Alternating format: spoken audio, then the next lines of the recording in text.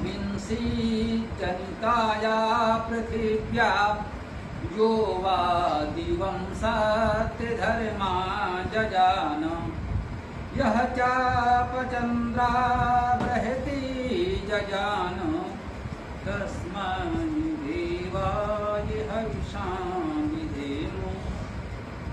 हिंसा करे नहीं जनक जो धरा का, जो सत्य धर्मा सुदिव लोक करता। जिसने अपह चंद्र बृहति रचे हैं, किस देव के हेतु धारें हविष हम। देव के हेतु धारें हविष हम। ये दृढ़ गर्भ सूक्त के से हम लोग चर्चा कर रहे हैं। ये आज का नवा मंत्र है, हम इस पर विचार करेंगे।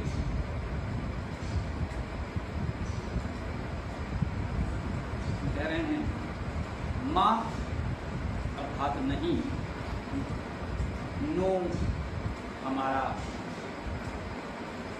हिंसी हिंसा करे, हमारी हिंसा ना, मानो हिंसी अर्थात हमारी हिंसा ना।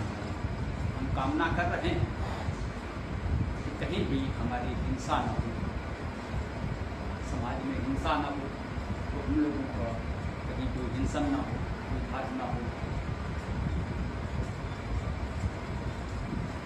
तेरे जनिता अर्थात उत्पन्न करने वाला, यह जो पृथिव्या पृथ्वी का, जो पृथ्वी का उत्पन्न करने वाला। हम अपनी कामना प्रार्थना वंदना किससे कर रहे हैं? हम स्तुति करते हैं उस एकमात्र परमेश्वर से जो इस पृथ्वी को उत्पन्न करने वाला है।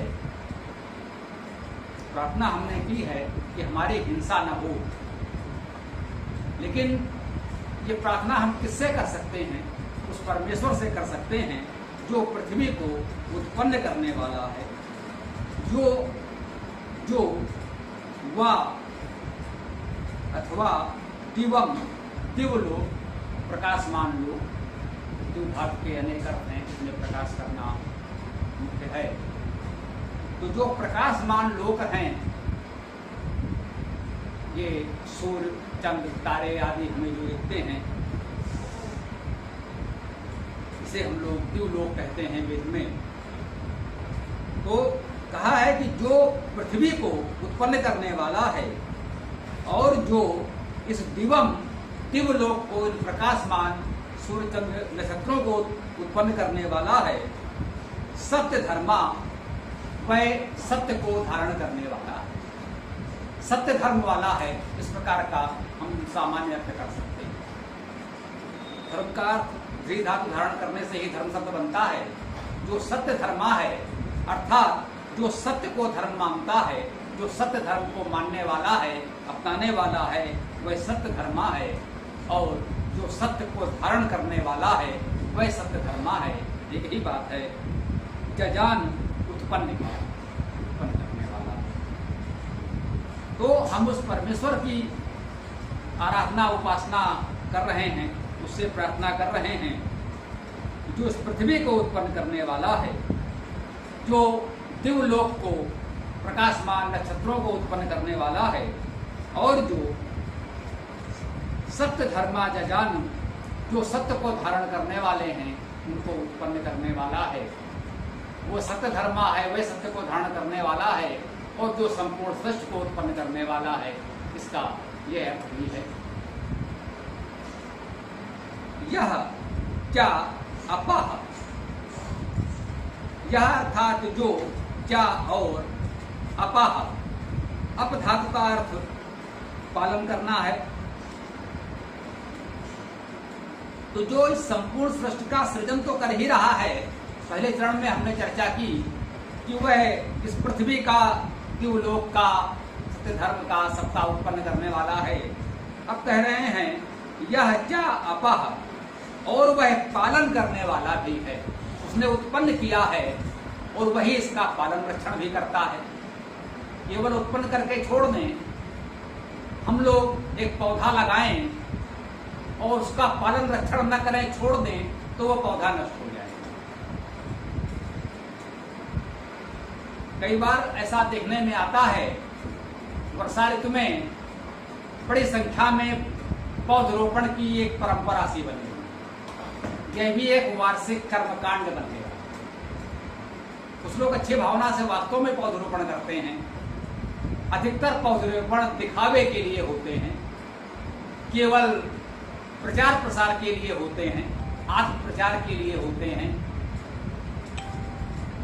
पौधे लगाए गए, चित्र खींचे गए, उनका प्रचार प्रसार किया गया और कुछ समय बाद जाइए तो सारे पौधे सूखकर नष्ट हो चुके। इस पर एक रंगी चित्र बना। किसी ने कहा कि भाई किसी ऐसे महान व्यक्ति को, बड़े महत्वपूर्ण व्यक्ति को पौधरोपण करना था, भाई कहाँ है? तो कह रहे हैं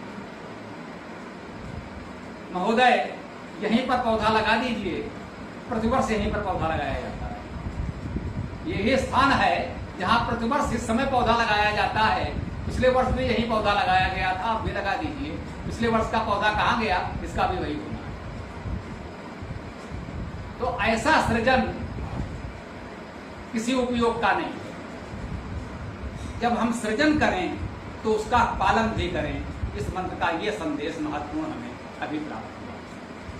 पहले चरण में यूं कहें कि इस छंद के दृष्टि से पहले 2 चरणों में ये बताया गया कि उस परमेश्वर ने इस संपूर्ण सृष्टि को रचा है, उत्पन्न किया है, बनाया है, और उसके बाद बताया जा रहा है जो अपह उसका पालन करने वाला है। अगर इस सृष्टि का सृजन कर दिया जाए और पालन रक्षण न किया जाए तो फिर कुछ शेष नहीं रहेगा, नष्ट हो जाएगा। तो जो हम पौधे को लगाते हैं तो उसे खाद पानी देते हैं, पशु उसे चर न जाए उसके लिए हम उसके बाड़ लगाते हैं, सुरक्षा की व्यवस्था भी करते हैं, देखभाल करते हैं। जब वो वृक्ष बन जाता है तब इसकी आवश्यकता नहीं होती, परंतु छोटे पौधों को सदा देखभाल की आवश्यकता होती है। तो जो हम छोटा सा पौधा लगाएं तो उसकी देखभाल भी करें। जो भी छोटा सा प्रयास हम प्रारंभ करते हैं तो उसका देखभाल करते रहें, उसका पालन संरक्षण करते रहें, ये भाव यहाँ पर है। और जो अपह पालन करने वाला है इसका चंद्रा, चंद्र धातु का अर्थ आह्लाद करना है, आनंद प्रसन्न करना। ये चंद्र हमें कितनी प्रसन्नता देता है, चमकने का भी भाव, प्रकाशित होने का भी भाव है चंद्र का। ये चंद्रमा हमें प्रकाशमान दिखता है, उससे जो आनंद प्राप्त होता है। सूर्य से सब कुछ है, जीवन सूर्य से है, पृथ्वी और चंद्रमा को प्रकाश सूर्य से ही मिलता है, परंतु जो आनंद चंद्रमा को देखने से मिलता है, चंद्रमा को हम अपलक निहारते हैं, देखते हैं, आनंदित होते हैं। सूर्य को इस तरह नहीं देखा जा सकता, उसका अपार तेज हम सहन नहीं कर सकते। तो सूर्य उपयोगी तो बहुत है,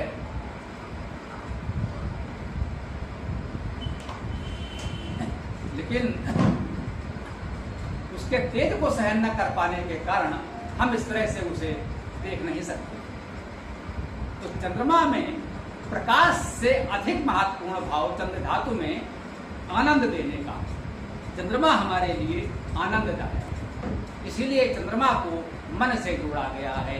चंद्रमा मनसो जाता, यह मनन से, उसके मन से उत्पन्न हुआ है। मन हमारा उसमें लगता है। मन का सुख दुख बहुत कुछ चंद्रमा प्रभावित करता है। चंद्रा यह चाप चंद्रा बृहति जजा, बृहति, प्र धातु का अर्थ पढ़ना है, पढ़ाना है। वो वृद्धिशील है, वृद्धि करता है। बृहति का सामान्य सा मान ले बृहत, जो लोग प्रचलित शब्द है बृहत। बृहत है, बड़ा है, वो पढ़ने वाला है, पढ़ाने वाला है। ये परमेश्वर के गुण बताए जाते हैं, उसकी स्तुति हम करते हैं और हम कहते हैं वेद मंत्रों की ये शैली है कि परोक्ष रूप से हम उन गुणों का धारण करें, अपनाएं, ऐसा संदेश होता है। तो कहा कि उसने सृजन किया और उसका पालन कर रहा है, हमें भी सृजन करना है और उस सृजन का पालन करना है। और वो सृजन और पालन ऐसा होना चाहिए जो तंद्रा अर्थात आनंददायक, जो सबको आनंद दे, वह सृजन अच्छा है। ऐसा सृजन जो विनाशकारी हो वह अच्छा नहीं। हम एक तकनीक खोजते हैं, उससे हानिकारक भी बन सकता है, लाभदायक भी बन सकता है, उससे विनाश भी हो सकता है, सृजन भी हो सकता है। परमाणु शक्ति से विद्युत उत्पादन भी हो सकता है, नगरों का विनाश भी हो सकता है। हमें क्या चुनना है ये हमारे विवेक पर है। तो हमें सृजन ऐसा करना है जो आनंददायक, प्रहती हो, वृद्धिशील हो, वृद्धि करता हो, जो समाज की श्री वृद्धि करे, समाज को आगे बढ़ाए, सुख समृद्धि दे, समाज के लिए विनाशकारी न हो, जजान उत्पन्न करता है। हमें ऐसा सृजन करना है, ऐसा उत्पन्न करना है जिसका हम पालन रक्षण भी करें, जो आनंददायक हो, वृद्धिशील हो, वृद्धि करने वाला हो, सबकी अभिवृद्धि समृद्धि करने वाला हो। ऐसा वह परमपिता परमेश्वर हमारे लिए करता है। वेद ने ये बताया और हमने ये प्रेरणा ग्रहण की कि हमको भी ऐसा करना चाहिए। और इस सूक्त के अंत में कस्मै देवाय हविषा विधेम, ये ठीक स्थायी आता है कि जिस परमेश्वर ने पृथ्वी से द्युलोक तक, प्रकाशमान नक्षत्रों तक सबका सृजन किया, जो सबका पालन करने वाला है, जिसका सृजन हमारे लिए आनंददायक है, वृद्धिशील है, वृद्धि करने वाला है, जो ऐसी सृष्टि का सृजन करने वाला है, तो कहते हैं कस्मै देवाय हविषा विधेम, ऐसे परमेश्वर को छोड़कर अन्य किस देव के लिए हम हविष धारण करेंगे और किसकी साधना उपासना वंदना करेंगे? नहीं, वह एकमात्र परमेश्वर ही हमारे लिए उपास्य है, वही वंदनीय है, वही अस्तित्व है, अन्य कोई भी नहीं। ये भाव है, वो एकमात्र परमेश्वर ही हमारे लिए उपास्य है। इस 9वें मंत्र की चर्चा को हम यहाँ विराम देते हैं।